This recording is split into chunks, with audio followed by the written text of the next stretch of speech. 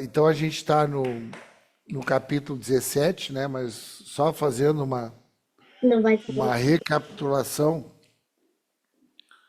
naquilo que nós trabalhamos na última aula, que foi o Evangelho entrando na Europa, né? O Evangelho em Filipos. E aí a gente viu ali a vida daquela mulher, da Lídia, né? Sendo convertida ali. E, e depois a gente viu ali uma moça também possessa com espírito de adivinhação. Essa tosse minha tá muito ruim, né? E é uma coisa assim incontrolável. Quando ela vem, não consegue travar ela de jeito nenhum. Tá conversando com as pessoas e dou aquelas pessoas chegam a olhar apavorado para ir, bah, vai cair na minha frente, pastor. Terminou tudo.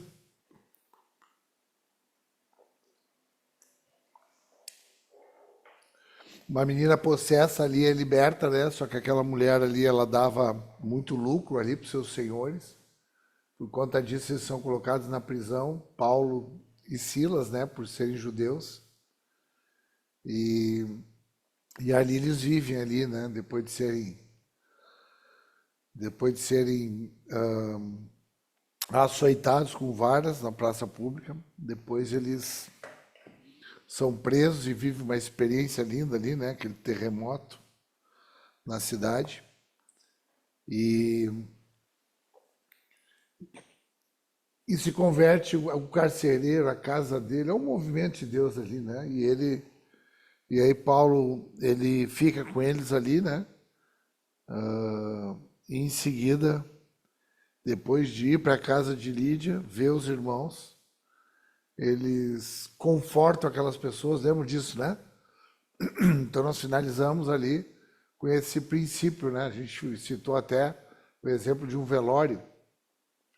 No velório parece que é para nós ser confortados e a gente acaba confortando, né? Mesmo a gente sendo ali quem está sendo alvo daquela tristeza, mas a gente tem uma capacidade de confortar a todos. E agora a gente entra no capítulo 17. Então, aqui lembrando, né, a gente está aqui na metade da segunda viagem missionária de Paulo, né? Sempre é bom tu anotar essas coisas, né? Tu, tu ter o teu caderno, a tua caneta. É sempre bom a gente ter em tudo que é lugar, né? É bom a gente ir para um culto com papel e caneta ali, porque conforme tu vai registrando, tu vai aprendendo também, né? Aí tu não deixa a coisa ficar só. Quando tu vai para registrar, também é um antídoto contra a tua distração, né? E quando tu não está fazendo nada, facilmente tu te distrai. Agora, quando tu tá ali escrevendo, falando algum tópico ali, é uma maneira também de tu ficar focado, né? E aí a gente aprende com mais facilidade.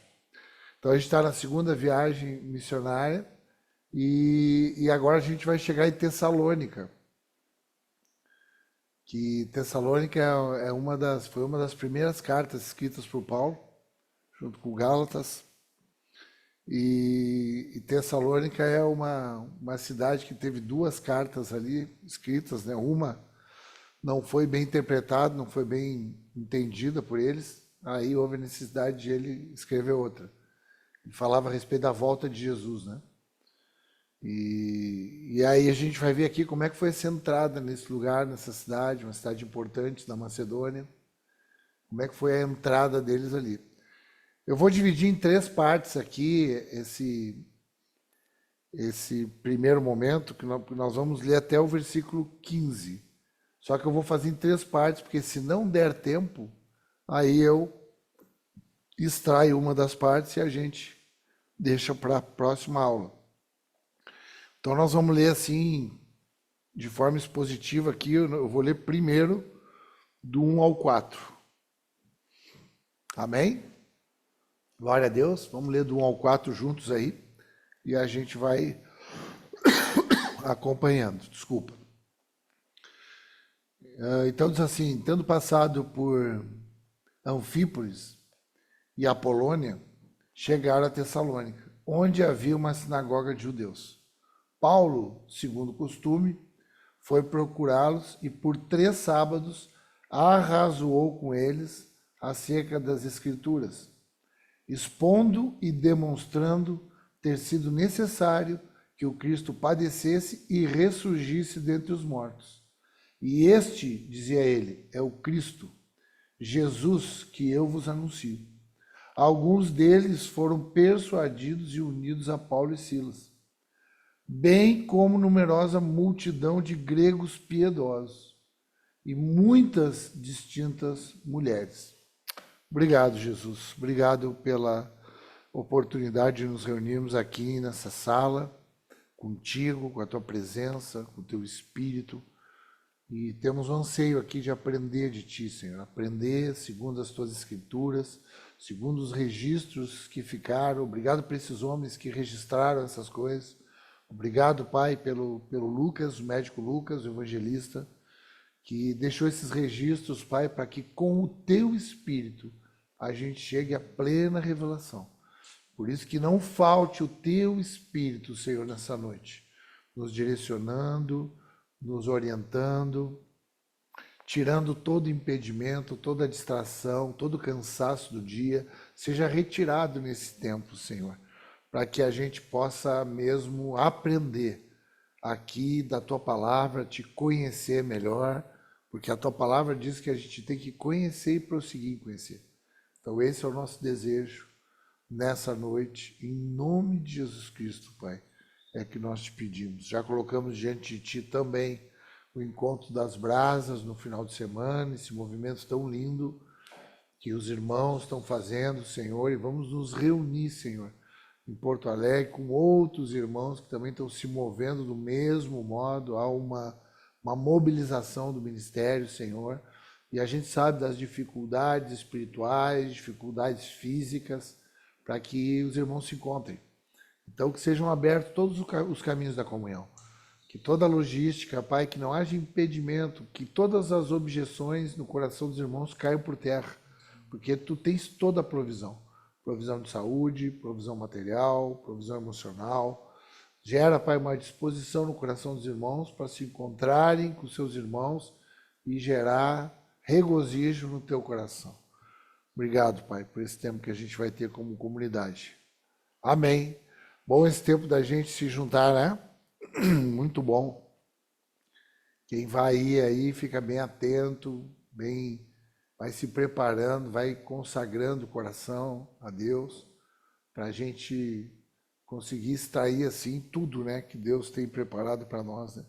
Deus tem muita coisa já derramada naquele lugar, muita palavra, muita ministração, e a minha oração é que a gente desfrute de tudo, que a gente absorva tudo, a minha oração é que nenhum detalhe sequer se perca nesses dias, em nome de Jesus, nenhum detalhe, em nome de Jesus. Ô, pastor, À posso vontade, pedir Tiago. parte rapidinho, porque enquanto estava orando Claro. ali, me veio no meu coração que a gente tem que intensificar a oração nesse tempo agora, pastor, sabe? Tem que estar buscando, estar orando entre os irmãos, a gente buscando, tá se buscando para estar orando, porque vai ser um tempo que a gente vai viver lá em Porto Alegre que a gente não sabe muito bem, mas que a gente não perca a sensibilidade. Então a gente tem que, sabe, tem que intensificar a oração, e se a gente está com dificuldade, a gente tem que buscar os irmãos, sabe? Me veio te ouvindo orando. A gente precisa orar por esse tempo, orar pela nossa ida, pelos irmãos lá, pelas mesas lá. Amém, Tiago, isso mesmo, é oração. A gente é uma comunidade que se reúne aqui diariamente, né? Diariamente a gente está junto, de alguma forma. Então, que o Espírito nos lembre aí, quando a gente se reunir, da gente gastar um tempo mesmo de oração, gastar um tempo de oração por esse pessoal que está longe e não vai conseguir estar lá junto, né? Abençoar a vida deles, para esse pessoal que está perto e que também não vai conseguir estar lá junto, né? Por algum impedimento aí que o Senhor sabe, que a gente ore a Deus assim para que todos recebam dessa graça, desse bom perfume, dessa aspersão que vai sair daquele lugar. Muito bom, Tiago. Graças a Deus. Os ministérios, né? Amanhã as mulheres, todo mundo está clamando aí por esse tempo. Mas aqui a gente viu nesse primeiro momento, né? A primeira coisa que a gente vê ali, a gente não sabe, esses lugares ali, Anfípolis e Apolônia, a gente não sabe exatamente onde é que são esses lugares. E não há tanta importância, tanto é que eles não pararam ali, né? A gente não tem esse registro. Então, o fato é que eles chegaram a Tessalônica, aonde havia uma sinagoga.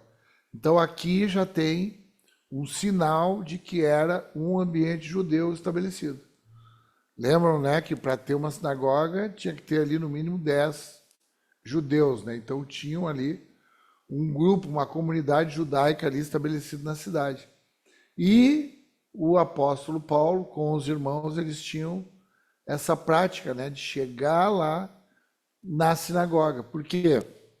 Porque, lembrando, Paulo era um rabino. Pode anotar isso aí também para isso ficar claro, né? Paulo era um rabino, ou seja, uma autoridade judaica. Todo rabino que chegava numa sinagoga, ele era recebido com muita honra. E sempre era aberta para ele uma oportunidade de ele falar, de ele pregar, de ele discorrer sobre a palavra, né? Então, eles usavam desse direito, né? Lembra a respeito do direito que ele exigiu quando quiseram simplesmente soltar ele da igreja, da prisão de Filipos lá? Lembram disso? Ah, pode soltar. Ele diz, não, sou cidadão romano. Então, não poderiam ter feito isso dessa forma, você tem que vir aqui se retratar. Então, tem um momento que a gente exige esse direito, quando é dentro de um propósito, né? Não exige esse direito simplesmente para te beneficiar, mas quando o benefício é o evangelho, a gente usa desse direito que a gente tem. Em relação ao outro, a gente abre mão do nosso direito, para que o outro tenha vantagem sobre nós, digamos assim, né? Mas quando às vezes o evangelho ele te dá algumas condições, alguns direitos para tu poder usar esse direito em prol do evangelho, não em prol de ti.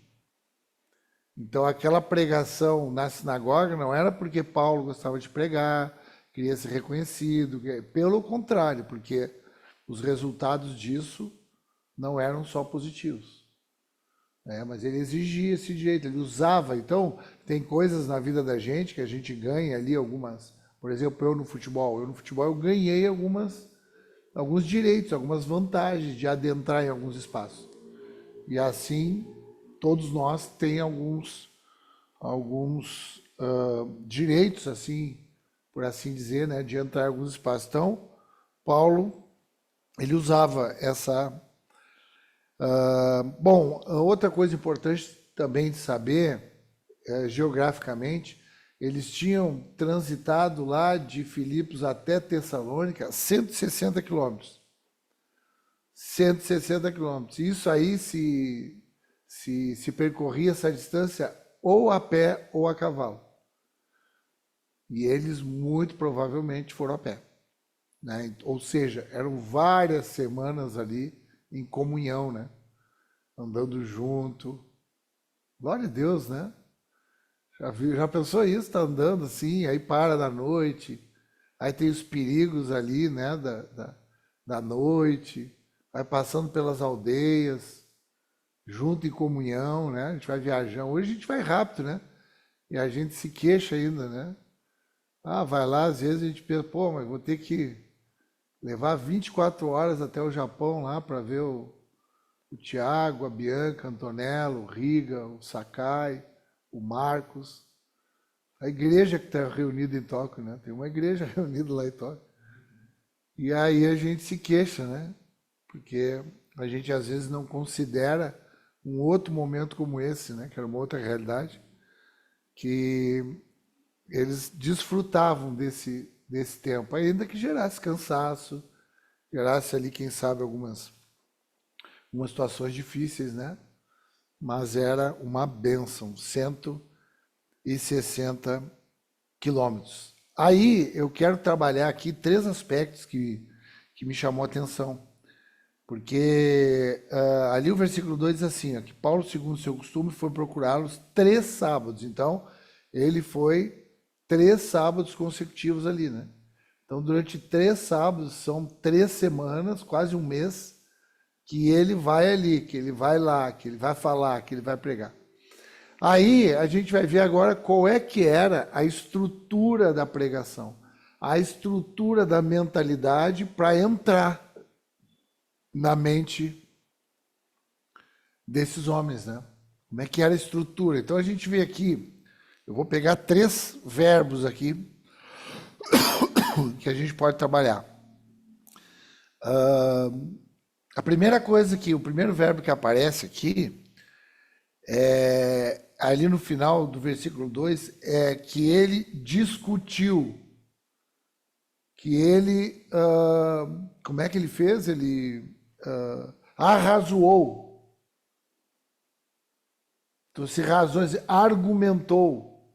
Então, a primeira coisa que ele fez ali foi, algumas versões falam disputou. Alguém tem essa palavra disputou?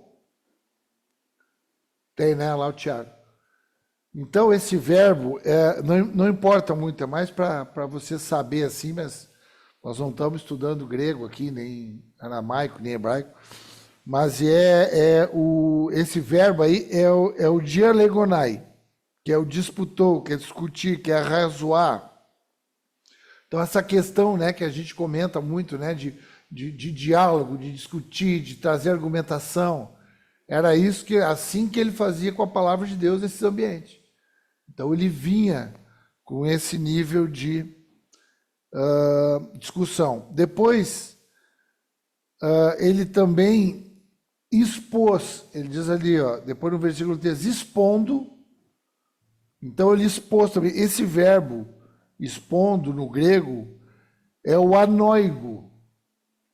Anoigo. Então, ele expôs a exposição. Esse verbo aí, expor, quer dizer que ele abriu. Que ele abriu. Ele descortinou. Ele expôs. Ele é como se ele trouxesse uma descoberta. Ele descobriu algo que estava coberto. Ele descobriu. Ele expôs. Então ele também fazia uma exposição, uma abertura de uma visão. Ele trazia algo novo para a vida daqueles homens. E também ele diz aqui demonstrando. Então ele também demonstrou. O que é esse demonstrando? Demonstrando é uma relação de comparação. Então a demonstração que ele trouxe aqui, esse verbo é o verbo paratiteni, o grego, ele também é um verbo que fala como que ele trouxe uma comparação. O que ele comparava? Ele comparava as escrituras, então ele dizia assim, bom, então tá, eu estou aqui, eu sou um rabino, então eu quero falar de Cristo, vocês conhecem, estão esperando Cristo, estão esperando o Messias, e eu quero falar que esse Messias está na vida de Jesus Cristo. Aquele homem, e aí ele diz, me dá aqui as escrituras aqui, me dá o rolo aqui, me dá aqui a Torá aqui, me dá o livro de Isaías aqui, e aí ele começava a comparar, demonstrar. Então ele demonstrava ali as escrituras, olha o que diz nas escrituras aqui, olha Isaías falou aqui, e olha aqui Cristo aqui na vida de Jesus. E era essa a estrutura de pregação, né, que ele tinha. Essa era a maneira dele, né, trazer a palavra de Deus ali. Até chegar, então, é uma estrutura, né, primeiro de discutir, de arrazoar, né, depois de expor, de descobrir, e depois de demonstrar, de fazer essa comparação para trazer eles, para provar para eles que Cristo estava na vida de Jesus. Então essa era a estrutura, né, que ele que ele trazia. Porque dentro dessa estrutura de arrazoar, de expor, de demonstrar, o que ele queria trazer, onde é que ele comparava? Duas questões aqui, escreve aí. Tu escreveu esses 3 pontos aí da maneira, né, dele. Aí, dentro desses 3 pontos, o que ele queria apontar? O que ele apontava? Dentro desses 3 pontos, ele apontava, ele dizia assim, olha, era necessário que o Cristo padecesse. Então ele levava lá, olha aqui, olha o que Isaías diz aqui, que pelas nossas dores ele foi machucado, era preciso que ele padecesse, que ele sofresse. Então olha o que dizia, e olha o que ele sofreu aqui, Jesus, olha como é que foi aqui com Jesus. Ele é o Cristo. Então são 2 questões, o sofrimento que ele traz, era preciso que ele padecesse, e a ressurreição. Mas olha, se padecer aqui não é para ter ele como vítima em justiça, porque ele ressuscitou. E aí ele trazia a expressão do Espírito Santo, aí ele trazia a relação com Pentecostes, aí ele trazia tudo aquilo que estava muito vivo, estava muito efervescente naquele momento. Então ele trazia dentro desse esquema didático, né? Amém? Então porque eles tinham muita dificuldade, os judeus tinham muita dificuldade de receber, né? Porque os judeus, desde a época que eles foram escravizados, eles eram oprimidos. Então, desde que eles foram para o cativeiro, nunca mais teve um rei judeu. Eles eram oprimidos, então eles foram oprimidos, isso é bom descrever também. Eles foram oprimidos primeiro pelos assírios, o primeiro povo que oprimiu eles, que levou o reino de Israel, o reino do norte, para o cativeiro, foi os assírios. Depois vieram os babilônicos, que daí levaram o povo do sul para o cativeiro, 70 anos. Depois eles foram oprimidos ali, ficaram pelo reinado dos medos e persas. Os medos e persas. Depois dos assírios, dos babilônios, dos medos e persas, vieram os gregos. E agora tinha os romanos. Então foram assírios, babilônios, medos e persas, gregos, ali Alexandre o Grande, né? Olhei para Alexandre agora aqui, o nosso imperador, eu me lembrei. Alexandre o Grande e os romanos naquele momento. Tanto é que Herodes ali não era um judeu, e era o rei deles naquele momento ali. Era o rei dos judeus, era o Herodes. Então não se tinha mais o rei. Então, quando eles imaginavam que viria o Cristo, o Messias, eles imaginavam um rei que libertaria aquele povo ali, judeu, de toda aquela tirania, de toda aquela opressão que eles viviam lá desde a Síria. Amém? Então, por isso que eles tinham dificuldade de entender esse rei do jeito que ele viria, montado num jumentinho, levantado numa cruz, injustiçado. Mas o reinado era porque ele padeceu e ressuscitou. E era isso que Paulo queria trazer para eles. Então, é o padecer esse sofrimento para a ressurreição, não sofrimento para simplesmente sofrer, para olha que injustiça que fizeram, não. Isso tinha um motivo. Qual o motivo? Ressurreição, vida eterna, a ação do Espírito Santo. Então era isso que ele trazia. Amém, queridos? Vamos para o segundo módulo aqui? Então tá. No segundo módulo, agora nós vamos ler do 5 ao 9.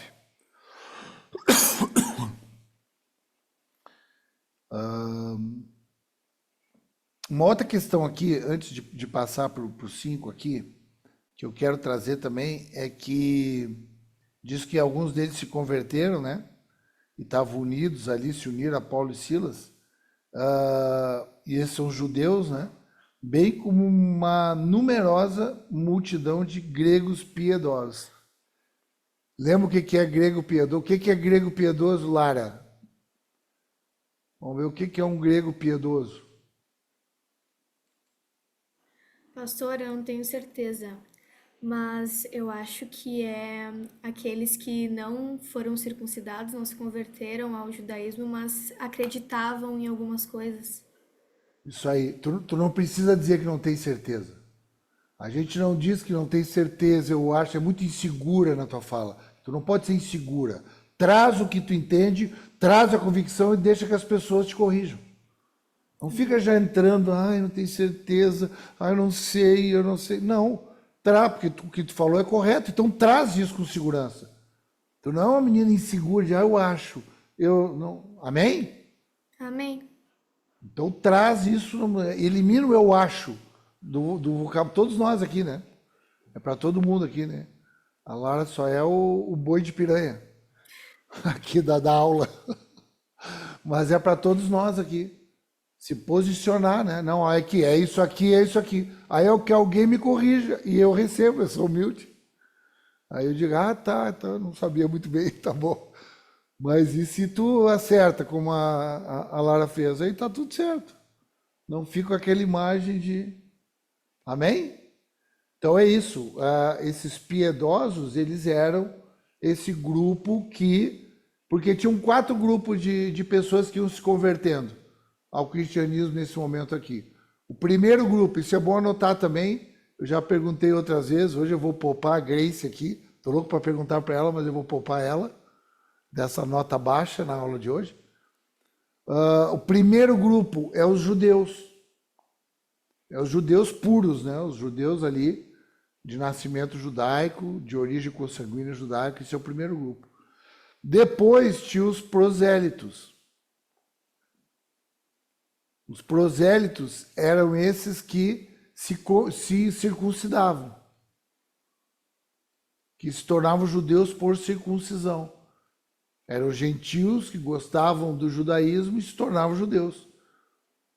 Depois tem os piedosos, que é esse agora que a Lara falou, que eram os que não eram circuncidados. Foi isso que tu falou, né, Lara?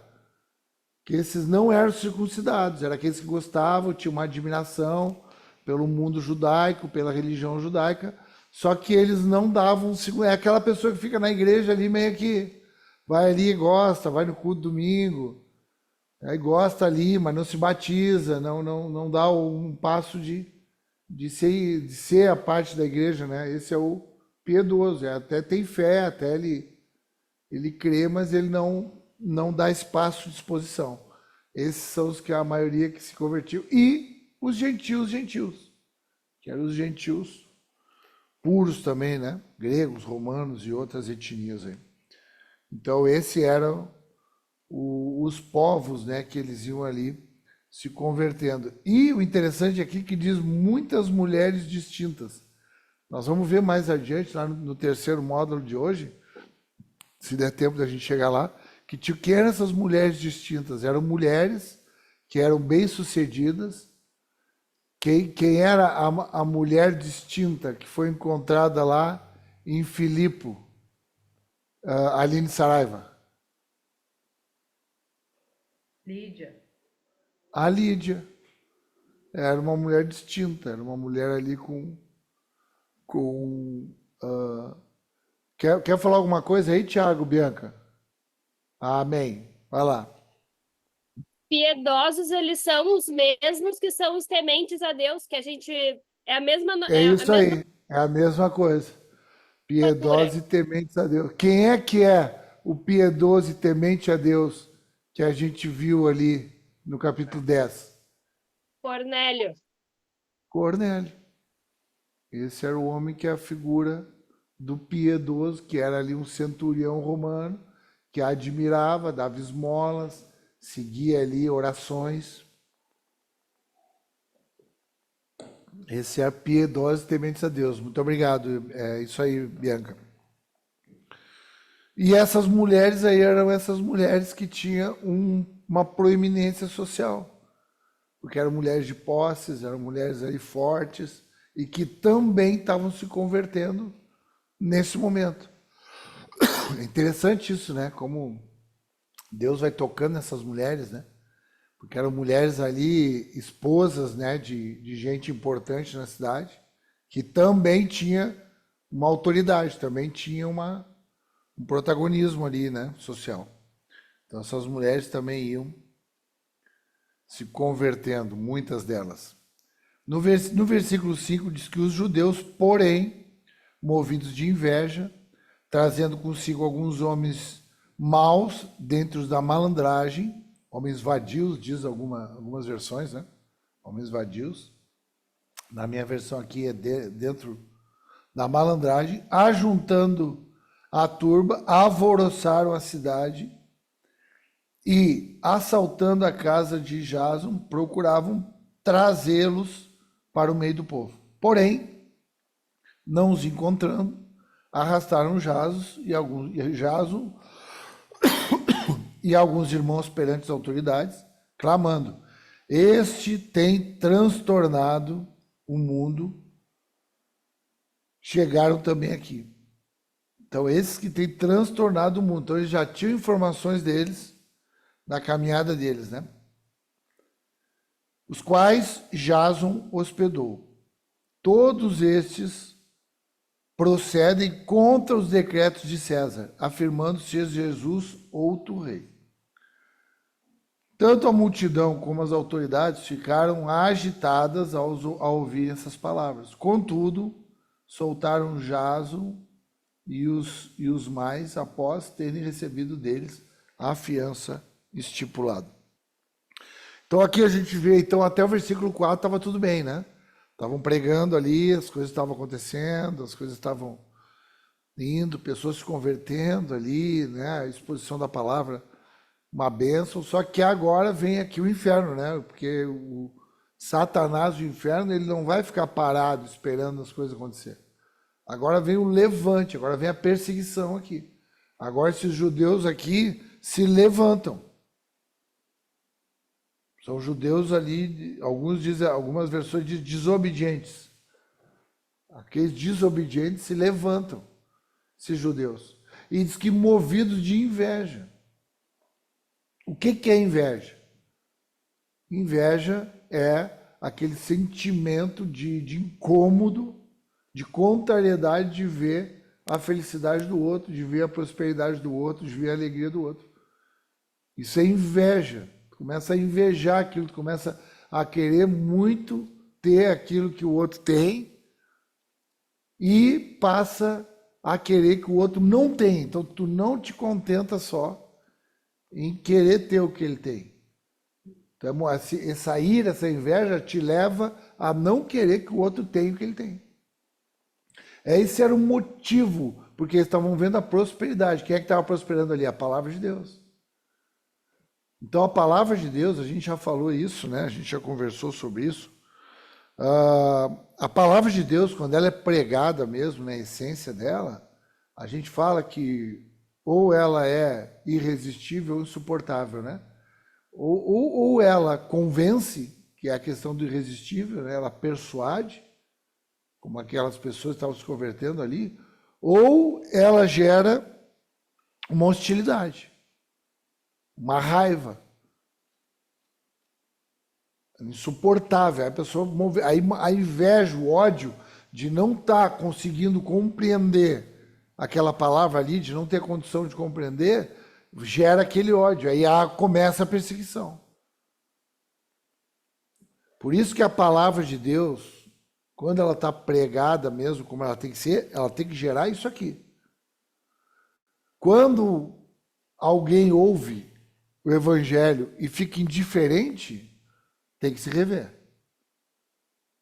Se tu está falando as coisas e as pessoas não estão ou se convertendo, sendo convencidas, ou te perseguindo, se as pessoas estão indiferentes ali, tá, legal essa palavra ele falou, não, isso aí não serve.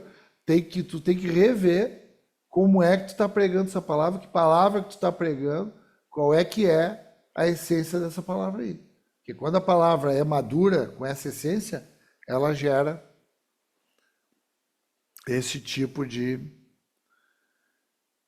ambiente. É um ambiente que pode se tornar violento, né? A gente viu que se torna violento, porque dali começa com desobediência, aí existe uma facção, eles faccionam ali, né? Pegam gente da malandragem, pegam gente que é os vadios ali, pegam gente ali de qualquer lugar e trazem, faccionam ali para trazer um movimento de voz, de acusação. Só que o que tem ali é inveja. A motivação é a inveja. E isso aí pode se tornar violento, né? Pode se tornar agressivo.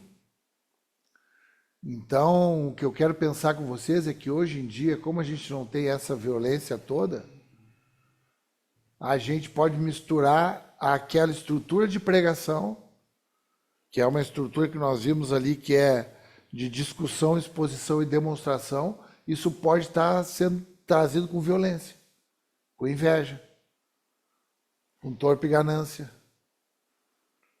Por isso que no último tempo, o falso profeta ele vai se parecer muito com a voz da igreja, que é a voz profética. Porque quando há essa violência, né? Às vezes chega na violência mesmo, né? Às vezes chega pessoas que querem matar a gente, querem bater na gente, querem expulsar da cidade, às vezes chega nesse ponto, mas às vezes não, às vezes essa ira ela fica encoberta nessa questão de arrazoar, argumentar. E eles são levados para a praça pública. Aqui é a praça, que é muito importante. Como é que era conhecida a praça pública, que nós já falamos a respeito disso? Quem é que lembra o nome da praça? Como é que se chamava a praça no grego? Ágora, pastor. Ágora. Isso aí. Agora gostei, não é, eu acho, não tenho certeza. Não, ágora. É isso, pastor? Garota. Essa é minha garota. Ágora. Era ágora. Ágora era a praça. O que era a praça da cidade? Para nós é difícil entender hoje que a praça da cidade é nós ali na cidade. Aquela praça, tem uma igreja católica na frente, ali tem ali os brinquedinhos para criança, o chafariz, quando se junta, é a praça bonita, o pessoal transita ali. Nesse momento aqui não é isso. Nesse momento era um movimento, era o centro nervoso da cidade. Ali era o nervo da cidade. Ali tinha comércio, ali tinha o mercantilismo, ali tinha reunião social, e ali tinha, sobretudo, o fórum, o juízo era ali que acontecia. Por isso que era levado à praça pública, por isso que o julgamento e a condenação eram em praça pública. Então era interessante, né, esse lugar da reunião das pessoas, né? Era igreja, era reunião das pessoas, vem gente de todo lugar, e ali tem de tudo ali. Então eles eram levados para esse ambiente que estava toda a cidade ali. E ali veio a argumentação da acusação deles, né? Porque daí eles foram procurar esse homem, e onde ele estava na casa de Jason. Não se sabe se esse Jason, o que se sabe é que ele era um homem ali de Tessalônica, mas não se sabe que é o Jason que Paulo citou lá em Romanos 16, 21. Tu pode até anotar isso para tu ver um outro momento, que ele fala de um Jason que é parente dele, mas não se sabe ao certo se é esse ou não. Não dá para dizer se é. Mas era um Jason também aí que aparece na história, né? Então esse Jason, ele hospeda na casa dele, os irmãos. Então ele é um homem que se converte ali naquele movimento e já gera esse ambiente de família. Que bênção, né, irmãos? Imagina que eles se reuniram ali durante um tempo ali e já se converte e já abre a casa dele, que nem aconteceu com Lídia, que nem aconteceu com o carcereiro, e já dá esse movimento de comunhão. Já gera, vai lá para casa, vai ficar lá em casa lá.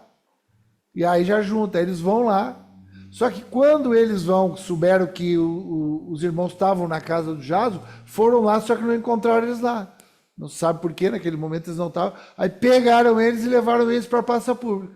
E aí trouxeram a acusação. Aí qual era a acusação? Eles estão perturbando. Esse aí, eles são o quê? Aí é o que eu te falei, nós estávamos conversando, eu e o Samuel, antes aqui. Os arruaceiros. O cristão é isso, irmãos. Cristão é o que tumulta, é o arruaceiro. Por quê? Porque quando a palavra vem de forma pura, ela gera uma inveja, ela gera uma violência, ela gera uma perseguição. Então, na cabeça das pessoas, pô, essas pessoas estão fazendo arruaça, essas pessoas estão perturbando. Isso era muito comum, isso estava acontecendo na praça. Isso aconteceu lá em 1 Reis 18, 17, anota isso aí para tu ver depois. O Acabe falou com Elias. O que Acabe falou com Elias? Ó, tu veio para perturbar Israel, tu é o perturbador de Israel. Isso que ele disse para ele. Então, isso aí já é uma característica da palavra de Deus. Gera essa perturbação em quem está fora desse sistema de interpretação santa. O Acabe estava completamente fora da razão dele, né? Como rei. Acabe era um rei de Israel. E o Elias era o profeta, e estava incomodando ali o Acabe, de, pô, tu é um perturbador de Israel. Então aqui é o mesmo espírito, ó, vocês estão perturbando, vocês estão tumultuando, vocês estão... Então não era mentira.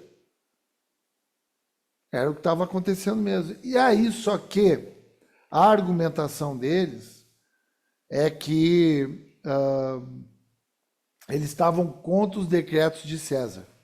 Vocês lembram que, é importante isso, vocês lembram que a religião da época, a única religião permitida no Império Romano, qual era a única religião permitida no Império Romano, Vicky?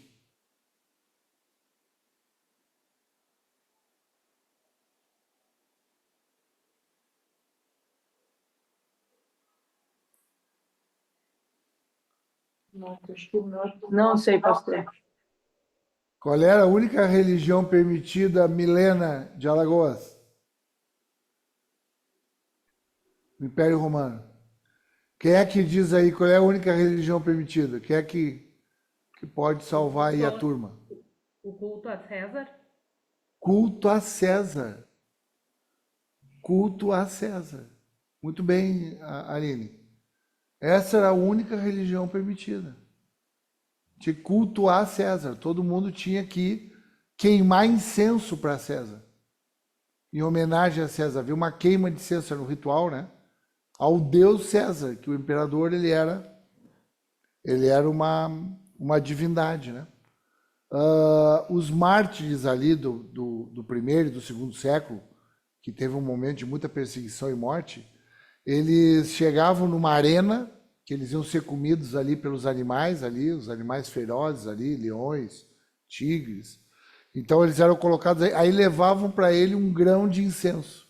E aí diziam para eles assim, olha, vocês não querem queimar esse grão de incenso aqui em homenagem a César? E alguns daqueles homens ali diziam, não, nós não queremos, nós preferimos a morte do que negar o nome de Jesus, que nos apresentou o nosso Deus Pai, substituir por esse outro aí. Então muitos eram martirizados assim. Por isso que era muito forte essa imposição religiosa, né?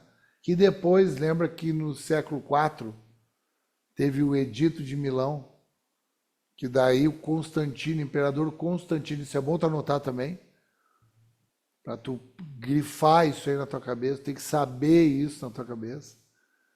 Imperador Constantino no século IV, no Edito de Milão, que trouxe ali uma liberdade religiosa. Mas mesmo assim os cristãos continuaram a ser perseguidos, até hoje é a religião mais perseguida do mundo, né? Porque na verdade é a única religião verdadeira. Graças a Deus. Então é isso. Agora podemos entrar. Não, deixa eu ver se vai dar tempo. Acho que dá tempo, sim. Temos 5 minutinhos, se passar um pouquinho também, não tem problema. E tanto que eles aqui, a preocupação desses judeus, porque todas as autoridades se agitaram com aquilo, né? Porque eles trouxeram em praça pública, então eles ampliaram. Aquilo não ficou só no Fórum Judaico. Se ficasse só no Fórum Judaico, onde é que eles estavam tratando esse assunto, Rosângela? Para deixar só no Fórum Judaico? Opa, desculpa, pastor, não ouvi tua pergunta. Pode repetir? Aonde, Omar? Que ficaria se fosse só no fórum judaico? Na sinagoga. Na sinagoga. Muito bem, seria na sinagoga aí. Mas como eles levaram na praça pública, agora os magistrados, os juízes romanos. E aí, como houve aquele alvoroço, eles se assustaram. E eles não tinham amor a César. Ali não tinha nada a ver com César. Só que eles sabiam que se essa perturbação chegasse até o Império Romano e eles começassem a ver que tinha alguém que estava substituindo César agora, eles mandavam o exército até ali e dizimavam todo mundo. Então eles estavam com medo, por isso que estabeleceram uma fiança para eles ali e soltaram eles, né? Para que não houvesse mais aquela movimentação. Vamos ler agora do 10 ao 15.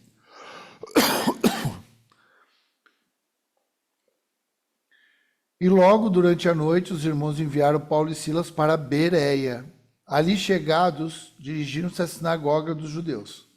Ora, estes de Bereia eram mais nobres que os de Tessalônica, pois receberam a palavra com toda avidez, examinando as escrituras todos os dias, para ver se as coisas eram de fato assim. Com isso, muitos deles creram, mulheres gregas de alta posição e não poucos homens. Olha as mulheres aqui aparecendo de novo. Essas mulheres de alta posição aparecendo de novo. Olha como é interessante isso. Mas, versículo 13, logo que os judeus da Tessalônica souberam que a palavra de Deus era anunciada por Paulo, também em Bereia, lá foram excitar e perturbar o povo. Então os irmãos promoveram sem detença a partida de Paulo para os lados do mar. Porém, Silas e Timóteo continuaram ali.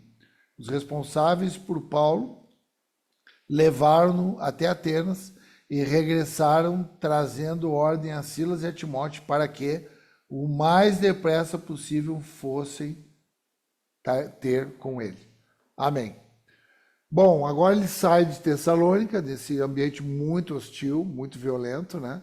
Ele sai desse tumulto de noite, que já é uma saída ali estratégica, né, para não causar alvoroço. Então eles saem de noite e vão para Bereia. Bereia, escreve aí, é 96 quilômetros da Tessalônica.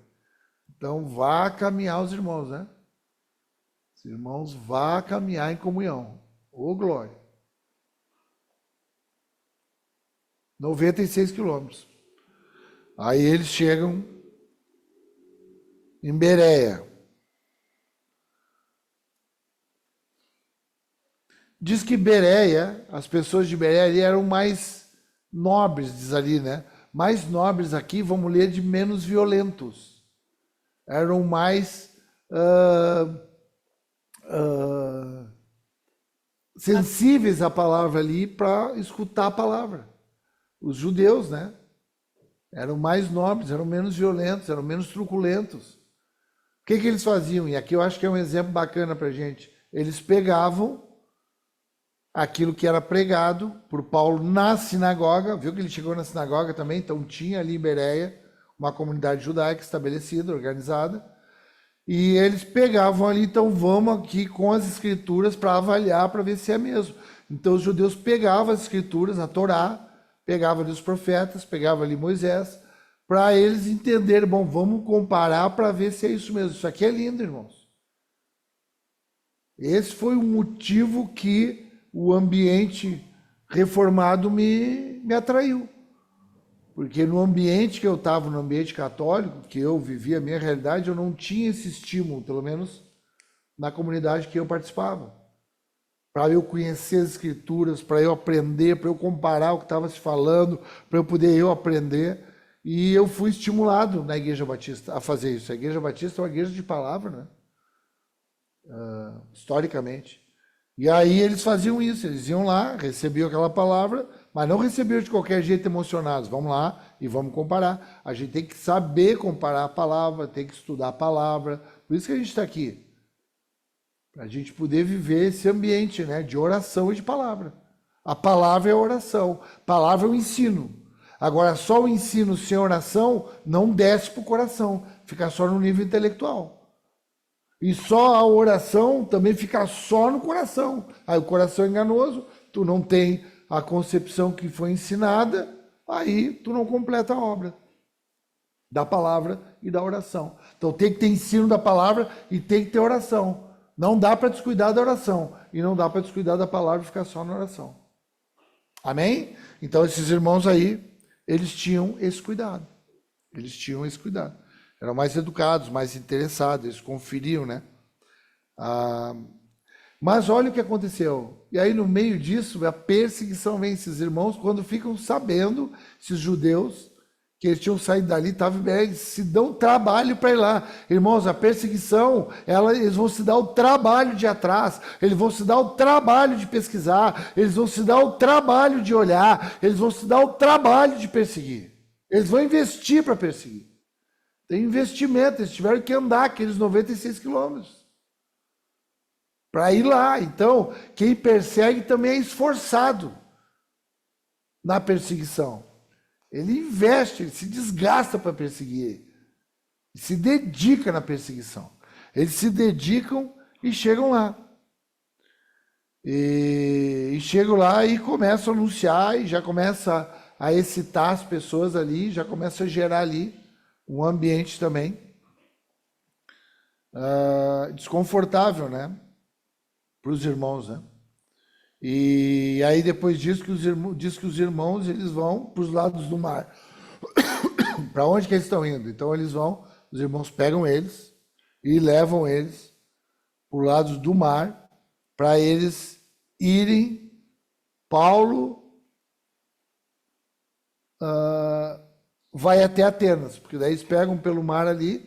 Se tu pegar no mapa aí espero que tu esteja aí com o mapa perto de ti da segunda viagem de missionário, tu vai ver que eles vão até o mar, eles saem ali do centro, vão até o mar e eles fazem uma longa viagem até Atenas, que é onde a gente vai trabalhar na próxima aula, eles chegando em Atenas.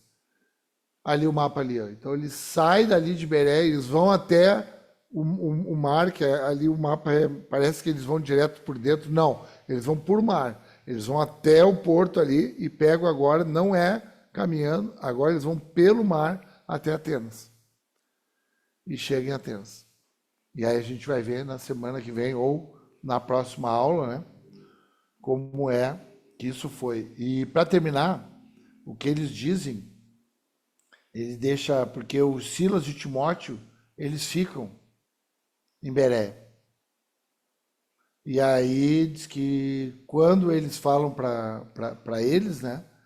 Ele diz que é para eles ir rápido para estar com ele.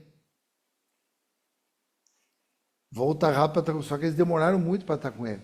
Eles só foram encontrar de novo, escreve isso aí que é importante, eles não chegaram aí a Atenas, encontrar o Timóteo e o Silas. Só encontraram Paulo em Corinto, mais tarde, aonde é escrita a primeira carta para Tessalônica. Porque daí eles chegam lá com as notícias ali da região da Tessalônica, do que está acontecendo ali. E aí, porque quem fica lá em Tessalônica é Timóteo. Escreve aí. Paulo deixa Timóteo na Tessalônica e deixa Silas ali na região.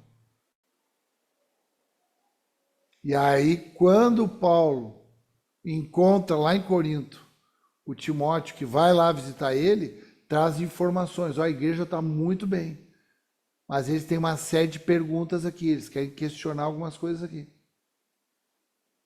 E aí é onde sai a primeira carta. Só que a primeira carta não é bem interpretada falando da vinda de Jesus. E aí ele tem que confeccionar uma segunda epístola, uma segunda carta, para explicar melhor. Isso foi a primeira, o primeiro conteúdo que a gente estudou na etapa foi Tessalônica.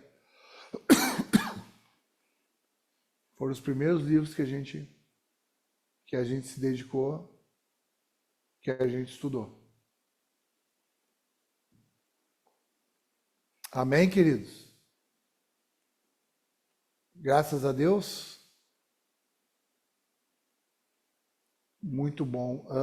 Paulo, ele tentou voltar algumas vezes em Tessalônica, mas ele fala que Satanás impediu de ele voltar.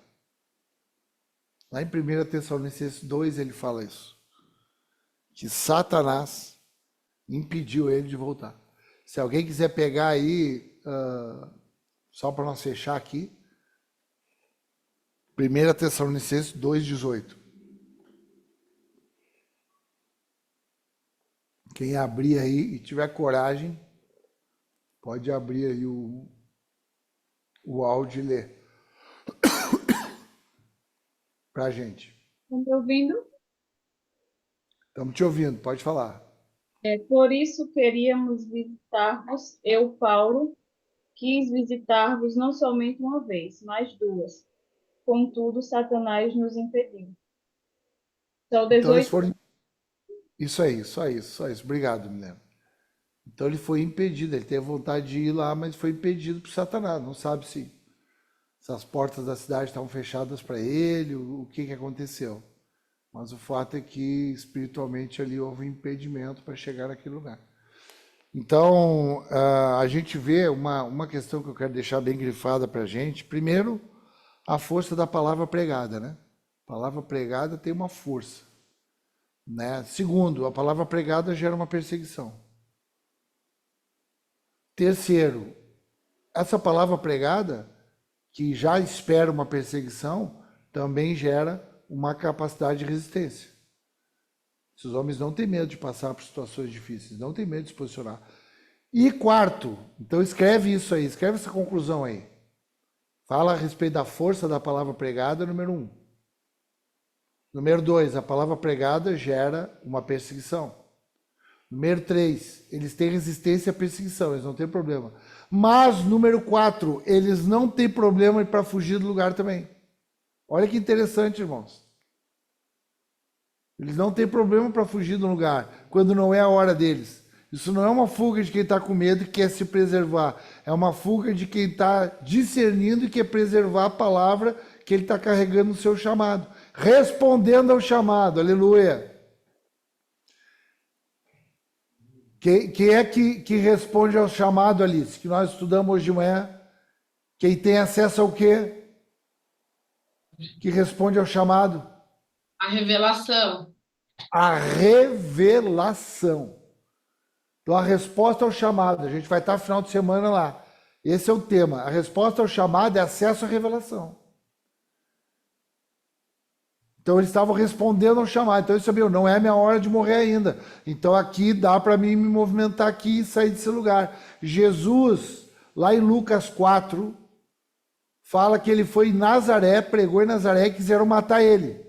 É importante saber disso, irmãos. Lucas 4, do 28 ao 30. Quem é que pode ler para mim?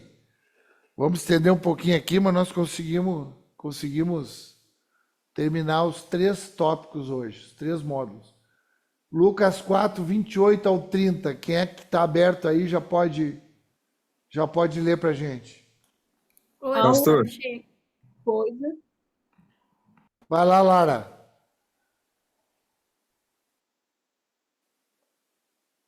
Procura abrir o áudio, Lara, que a gente consegue entender melhor. É verdade. 28, né, pastor? Lucas 4, do 28 ao 30, Larinha. Amém. Todos na sinagoga, ouvindo essas coisas, se encheram de ira. E levantando-se, expulsaram Jesus da cidade e o levaram até o alto do monte sobre o qual a cidade estava edificada, para que de lá pudessem atirá-lo abaixo. Jesus, porém, passando pelo meio deles, foi embora.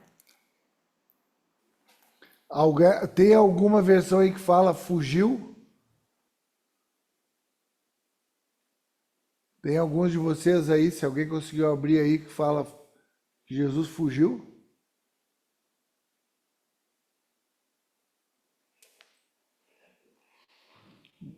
Vou abrir a minha aqui, vamos ver se na minha não diz isso.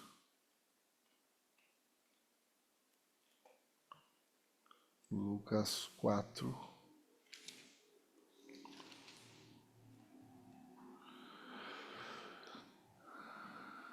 A minha está retirou-se.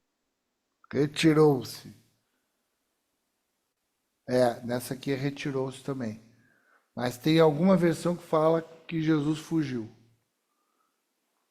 Que é a mesma coisa. Então, não há problema da gente se retirar. Então, são esses 4 pontos que fica dessa aula de hoje. A palavra de Deus é poderosa. Ela tem um impacto. Gera perseguição. Porque aquele que não se converte, persegue. Eles não têm problema de ser perseguidos. Eles suportam bem, tanto é que eles continuam pregando. Mas eles não têm também nenhum problema para eles fugir quando não é chegada a hora deles.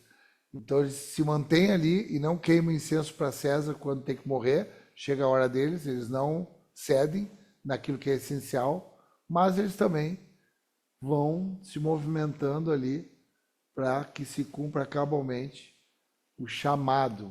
Eles respondem ao chamado porque eles têm acesso à revelação.